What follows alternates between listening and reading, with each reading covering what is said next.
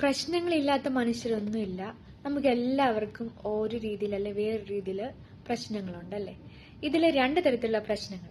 ഒരു പ്രശ്നം എന്ന് പറയുന്നത് നമ്മളായിട്ട് വരുത്തി വെക്കുന്നതാണ്. അതായത് നമ്മളായിട്ടല്ലെങ്കിൽ നമ്മുടെ ചുറ്റുമുള്ളവരുടെ ചിന്താഗതി മൂലം നമ്മൾ ഏർപ്പെടുന്ന പ്രശ്നമാണ് ഭൂരിഭാഗം പ്രശ്നങ്ങൾ.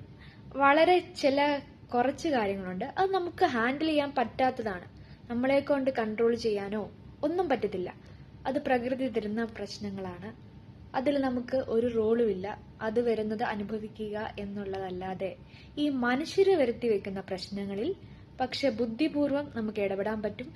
ഏറ്റവും വലുത് നമ്മുടെ മനസ്സമാധാനമാണ്. ആരൊക്കെ എന്തൊക്കെ പറഞ്ഞാലും പീസ് ഓഫ് മൈൻഡ് ആണ് ഏറ്റവും വലുത്. രണ്ടാമത്തെ കാര്യം ഹെൽത്ത്.